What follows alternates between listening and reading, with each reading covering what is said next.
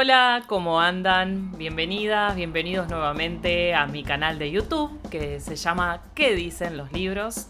Bueno, les invito nuevamente a que se suscriban a este canal de YouTube, así les llegan las novedades. Y también, si quieren, pueden darse una vuelta por mi Instagram. ¿Qué preparé en este streaming literario? La idea fue reflexionar un poquito con la contemporaneidad. El 30 de octubre se celebraron 40 años ininterrumpidos de democracia porque justamente fue esa la fecha en la que se eligió a Alfonsín como presidente. Y dado que en estos momentos en los medios de comunicación, en las redes, circulan muchos discursos que reivindican el accionar de las fuerzas militares en el último golpe, y también por otra parte otra cuestión bastante vinculada es el hecho de que referentes políticos estén invitando o estén promoviendo o se estén vendiendo a sí mismos con un discurso que dice algo así como eliminar al adversario político. Entonces, me pareció que ya que acá conversamos obviamente con la literatura, traer una voz argentina, de una voz literaria, particularmente de Laura Alcoba. Estudió letras, a su vez es profesora, también traductora, editora y obviamente escritora. Y es muy conocida por su primera novela que se llama La Casa de los Conejos. Ahora bien, en el 2021 compiló esta novela junto a otras dos y vamos a hablar hoy de su trilogía que lleva el nombre de esta primera novela, La Casa de los Conejos. Sin embargo, digamos, en este libro lo que vamos a encontrarnos es con tres obras distintas. La primera, La Casa de los Conejos, fue publicada en el 2007 en Francia y acá llegó en el 2008 traducida. Esto también está bueno pensarlo porque, bueno, uno se preguntaría cómo una escritora argentina necesita ser traducida. Simplemente por el hecho de que ella se exilió a sus 10 años, más o menos por el año 78, a Francia, y si bien su lengua natal es el español, elige escribir en francés. De hecho, bueno, esta primera novela fue traducida justamente por un escritor platense de la ciudad donde, bueno, donde ella vivió cuando estuvo acá en su niñez. La segunda novela que viene en esta trilogía se llama El azul de las abejas y fue publicada 6 años después, en el 2013. Y la tercera novela que compone esta trilogía se llama La danza de la araña y se publicó 4 años después de la segunda, en el 2017. Durante 10 años fueron aflorando estas tres novelas. ¿Qué es lo que tienen en común? Algo muy original que es la voz de una niña, la perspectiva de una pequeña sobre lo que significa la violencia política o lo que significó en el periodo de los 70. Ella, luego, bueno, obviamente con el avanzar de las páginas vamos viendo que se transforma en preadolescente y llegamos de su mano hasta la adolescencia. Además, podemos diferenciar que en La Casa de los Conejos vemos uno de los costados de la violencia política, que es la de la de la clandestinidad, la de vivir de esa forma, mientras que en la segunda y tercera novela ya podemos reflexionar qué es esto del exilio. Ser obligada a vivir en otro país y también cómo es ser un preso político, porque principalmente en estas segunda y tercera novelas lo que motoriza o lo que hace fluir la historia es el vínculo que la niña entabla con su padre en un espacio que pareciera bastante abstracto, que es el de las cartas. Es un vínculo por correspondencia. Bueno, ¿y por qué se llama así la segunda novela? El azul de las abejas. Bueno, es algo muy tierno que me gustaría que lo analizáramos. Antes de profundizar en esto, quiero contarle en qué género literario se inscribe esta trilogía de La Casa de los Conejos. Hoy está muy en boga, se lo conoce como escrituras, género literaturas del yo, que en general suelen estar escritas en primera persona, donde, bueno, la vida los escritores eligen tallar la materia de sus vidas con formas literarias. Los subgéneros, digamos, que puede abordar son, les doy algunos ejemplos, ¿no? Ya sea memorias, también pueden ser ensayos, crónicas. De hecho, aprovecho para invitarles, porque ya en otro streaming literario yo analicé una crónica de Belén López Peiró, así que si quieren pueden ir a verla, es sobre su crónica que se llama ¿Por qué volvías cada verano? Y bueno, además también hay autobiografías, como algunos de los ejemplos de estas literaturas del yo. En el caso de Laura Alcoba, digamos, esta trilogía podemos pensarla como una autobiografía. Siempre señala en las distintas entrevistas, bueno, que hay una selección de hechos que a ella se le presentaron y que le son recurrentes, imágenes, que bueno, las toma para luego darle forma a esa materia.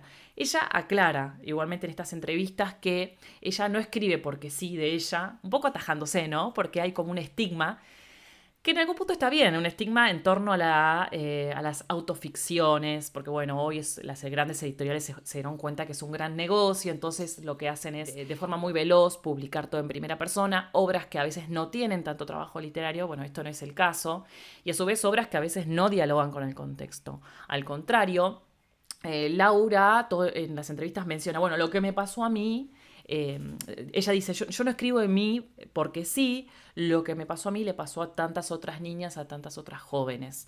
Entonces podemos pensar que es, como dice Maxi Leniani en la entrevista que le hace a ella, es, bueno, contar la aldea, contar el mundo. En algún punto es contar lo propio, donde se puede ver reflejadas un montón de historias similares. Sí, ahora que más o menos tenemos una idea de cómo funciona este género, para pensar un poco la formalidad, que está bueno si nos gusta la literatura, vamos a pensar esto de los nombres, porque me imagino que a priori más de uno se habrá dado cuenta de que todos los libros tienen nombres de animales.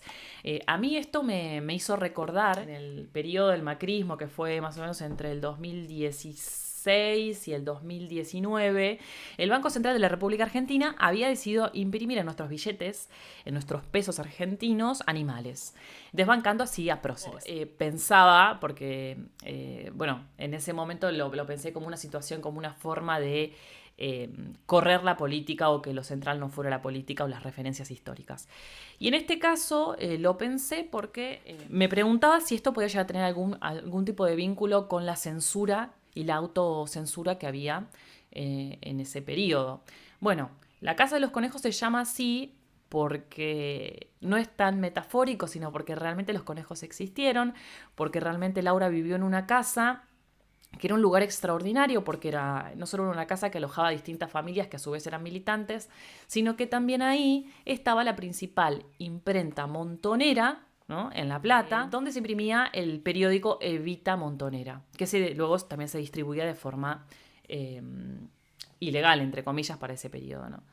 Y a su vez, para poder tapar esa imprenta que estaba detrás de una puerta con un sistema electrónico muy desarrollado, habían colocado jaulas de conejos, era todo un criadero de conejos, en un galpón delante. La estrategia era, o sea, el lenguaje, obviamente cuando pensamos lenguaje va más allá de las palabras, ¿no? Era camuflarse. Este es un lenguaje, también podemos pensarlo de forma arquitectónica.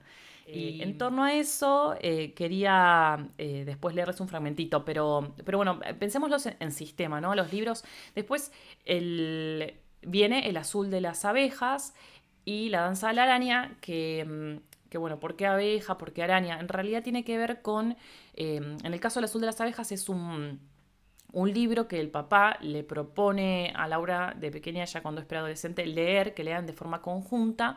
Era un libro que él tenía acceso desde el encarcelamiento en Argentina. Él pedía libros, bueno, que estuvieran traducidos del francés. Es un libro francés. Después de mucho tiempo pedirlo, Laura lo consigue y se lo ponen a leer conjuntamente. Entonces, esto es muy significativo porque este motor que hace avanzar su segunda y tercera novela de la trilogía apunta a la idea de una escritura como lugar para compartir, lugar para conversar, para estar de forma conjunta, incluso en la distancia. El tema de la araña es medio parecido, la tercera novela, La danza de la araña, solamente que en ese caso es una historia que le inventa el padre también, ¿no? Y que hace que ellos conversen durante mucho tiempo sobre X tema. Pero bueno, la cuestión es que las cartas eran censuradas. O sea, toda carta que llegara, de hecho, tenía que estar sí o sí escrita en español, cosa de la cual Laura se queja mucho porque ella tiene ganas de escribirle en francés. A su papá. Estos nombres de por lo menos el segundo y tercer libro son símbolos que trascienden el significado literal de la palabra. No importa tanto que es una abeja, no importa tanto que es una araña, sino que la temática pasa a un segundo plano y lo importante es esto, el estar en contacto, ¿no? Bueno, y ahora sí, les leo ese fragmentito que un poco ilustra esta forma tan tierna que tiene la narradora de contar. Algo que me gusta mucho en las cartas que nos escribimos mi papá y yo es que a veces logro olvidar dónde está él. Y me pongo a hablar de las abejas y de los colores a los que son sensibles. Me encanta el tema. ¿A vos qué te parece? ¿Por qué prefieren el azul? Decir que uno sabe cuál es el color preferido de un insecto. Es arriesgado, ¿no te parece? ¿Y si lo que dice vale para las abejas de aquí? ¿Será igual para las abejas de allá? ¿Y para todas las abejas del planeta? Muchas veces escribo las mismas cosas, pero sé que no tiene demasiada importancia. En todo caso, mi papá no me reprocha que vuelva constantemente con las mismas preguntas, como si le gustase la repetición, aunque siempre sean las mismas preguntas. Él se esfuerza por darme respuestas distintas cada vez, busca argumentos siempre nuevos, para tratar de convencerme acerca del azul. Y así, como sin quererlo, hemos entretejido un verdadero debate sobre el tema. Imagino que se habrán dado cuenta algo sobre la forma de escribir de Laura, Alcoba. A mí me resultó, sobre todo la segunda y la tercera novela de la trilogía, El azul de las abejas y La danza de la araña, una literatura muy suelta, muy cadenciosa. A su vez tiene un humor que uno se pregunta, bueno, ¿cómo hace esta escritora para conectar con eso? Y sin embargo sucede esta situación humorística de la misma manera en que aparece su ternura. Ella comenta que se demoró mucho, como 3 años, en escribir la primera novela, La casa de los conejos, y porque, bueno, un poco rechazaba la voz de la niña. Ella quería escribir medio como que adulta, quería hacer algo serio, y cuando acepta esta voz, bueno, surge de golpe la novela. Entonces esta voz tierna de una niña, preadolescente y adolescente, que va apareciendo con el avanzar de las novelas, es también la voz de una niña madura, que bueno, te da la sensación, sobre todo en estas últimas 2 novelas, como les comentaba, te da la sensación de que te está conversando a vos.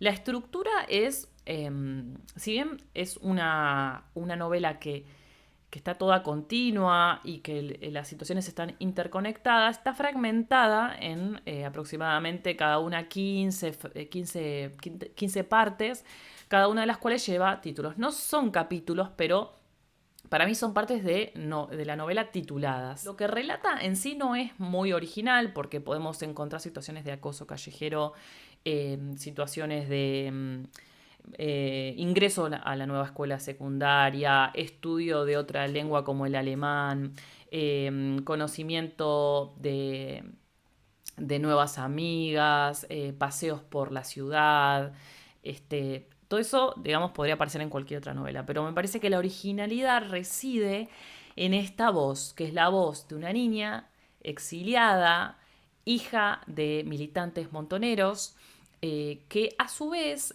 está dentro de los suburbios de Francia. O sea, las correspondencias suceden entre los suburbios de Francia y una cárcel de Argentina.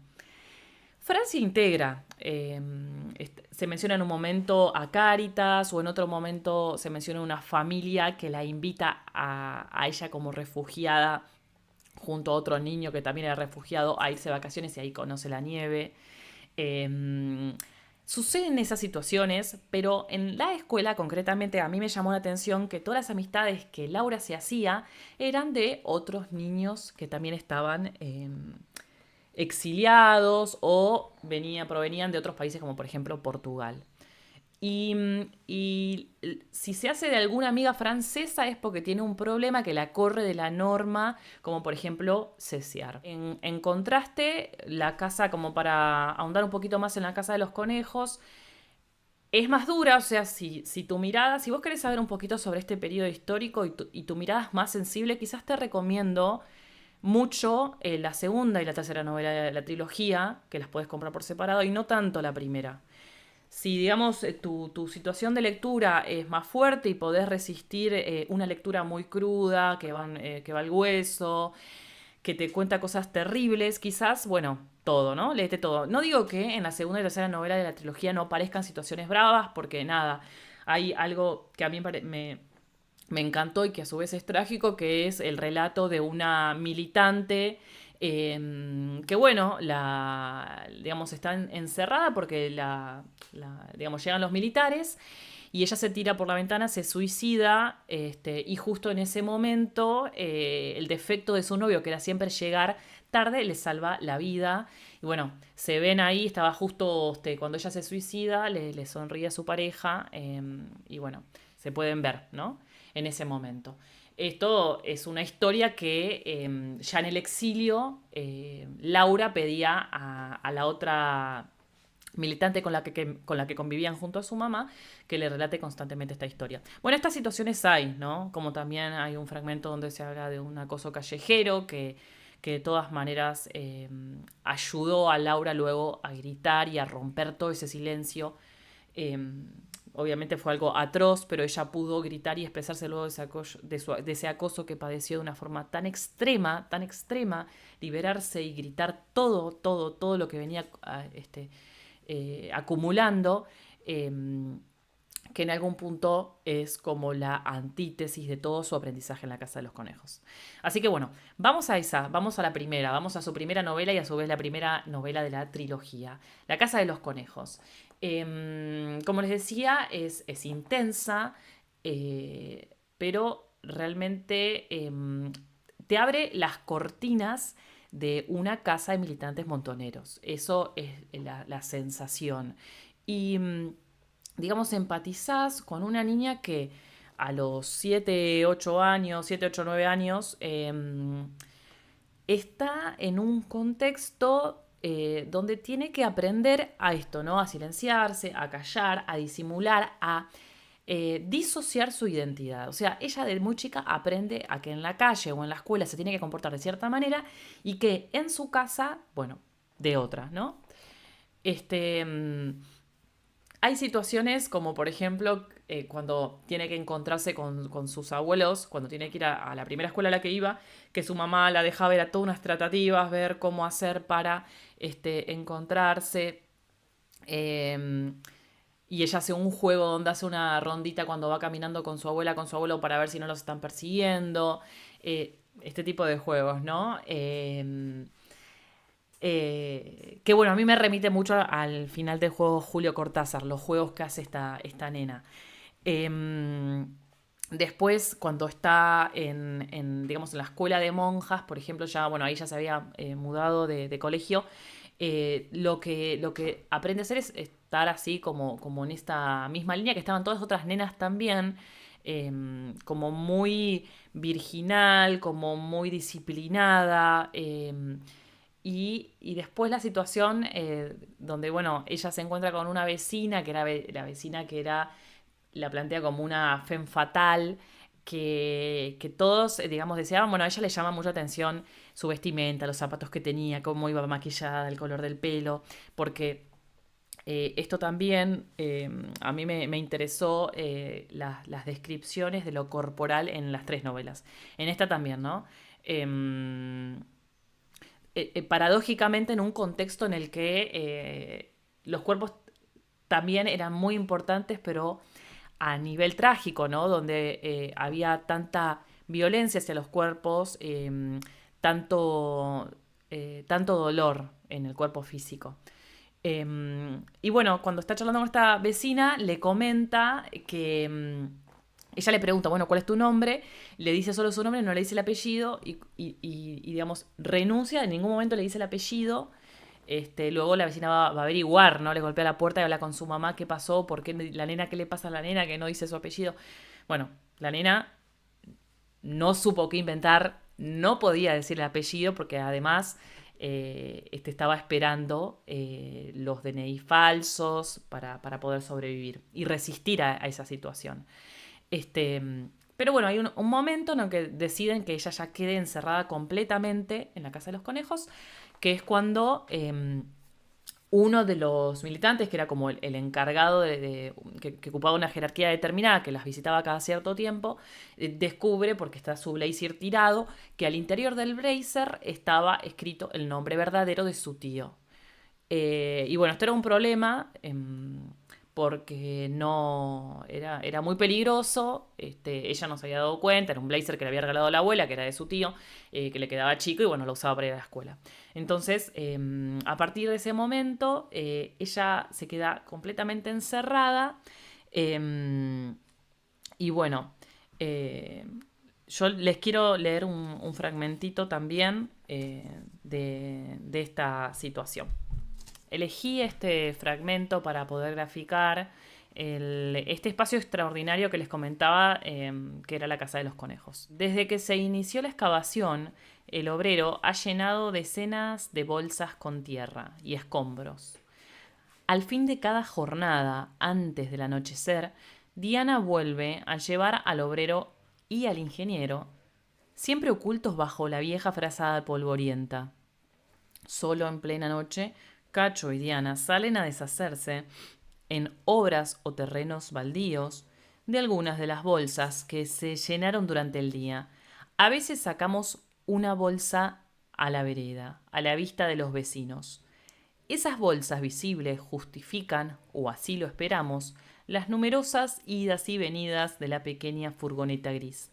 Exhibimos ante los vecinos cierta agitación, que el modesto proyecto de construir un criadero parece explicar. Pero en realidad el proyecto de criar conejos esconde una obra absolutamente diferente, inmensa y de una importancia única, ya que la casa en que vivimos ha sido elegida para ocultar la principal imprenta montonera. Justo cuando sucede esto del blazer, ya había sucedido el golpe de marzo del 76, el 24 de marzo del 76. Y como la violencia política en realidad ya venía de antes, ellos estaban viviendo de esta forma ya desde el 75, ¿no? Bueno, ella empieza ahí a estudiar cuando puede, con ayuda de Diana, que es la otra mujer, con la otra militante con la que convive, aparte de su mamá, que la mamá estaba muy abocada a la imprenta. Entonces ella más que nada se relacionaba en la cotidianeidad con Diana. Y, y bueno, le hace hacer algunos ejercicios y mientras está estudiando recuerda porque hace una especie de crucigrama, ¿no? Y recuerda una situación vivida cuando iba, antes de que su papá estuviera preso, cuando ella iba caminando, iban en auto, se estaban trasladando y ve un mural y estaba con otro adulto. Y este adulto se sorprende y deduce que el mural había quedado abreviado porque se llevaron al militante que estaba pintando, ¿no? Y el mural, el lema del mural era Patria o Mu. En realidad, era una leyenda que usaban mucho entre los montoneros era Patria o Muerte. Entonces, el adulto opina algo que a Laura le llama la atención y que es, bueno, en realidad quizás así sea más didáctico, más comprensible, porque si no nos dedicamos a nuestra patria, a nuestro país, a nuestra nación, vamos a terminar siendo vacas. Y para cerrar, yo quiero colgarme de esta idea de qué pasa si no nos ocupamos de verdad de nuestra nación. Eh, ya digamos, a 40 años del ejercicio de la democracia, me pregunto qué significa la censura hoy. Y retomo esta censura de la que habló Rodolfo Walsh en su famosa carta que escribió el 4 de marzo del 77. Él ahí denunciaba la censura. Él, que era alguien que había fundado agencias clandestinas de noticias y que luchaba por seguir ejerciendo el periodismo. Esa denuncia que él hace de la censura hizo que lo mataran al día siguiente. Entonces yo me pregunto hoy, ¿cómo es la censura? ¿Qué formas engañosas toma? Y digo, estigmatizar, como hacen referentes políticos en este contexto de balotaje, a marxistas, kirchneristas, personas que pertenecen a la cámpora, socialistas, montoneros, a la política en general. Estigmatizar a todos esos grupos no es restarle credibilidad a todo lo que tienen por decir, o a todo lo que tenemos por decir las personas que pertenecemos a alguno de estos grupos. ¿Hay algo peor que la decidida posición de una persona a no querer escuchar los argumentos de quienes sospechan pertenecen a algunos de estos grupos de militantes? ¿Eso no es una forma de censurar? Frente a este uso de odio, a este uso intensivo de las redes sociales, ¿pretenden quienes nos estigmatizan que nos autocensuremos como debía hacer Laura por fuera de la casa de los conejos? Espero que este streaming les ayude a reflexionar tanto como a mí. Y bueno, nos encontramos dentro de 15 días en este canal. Les mando un saludo. Ya, la mano arriba de toda la cultura, del pueblo que no siente que madura. Y aunque vengan con la mano dura, somos de la generación que se caga en la dictadura. Para que a todos les duela, somos de la nueva y de la vieja escuela. Te la damos a capela, me cago en Porfirio Díaz, me cago en Videla.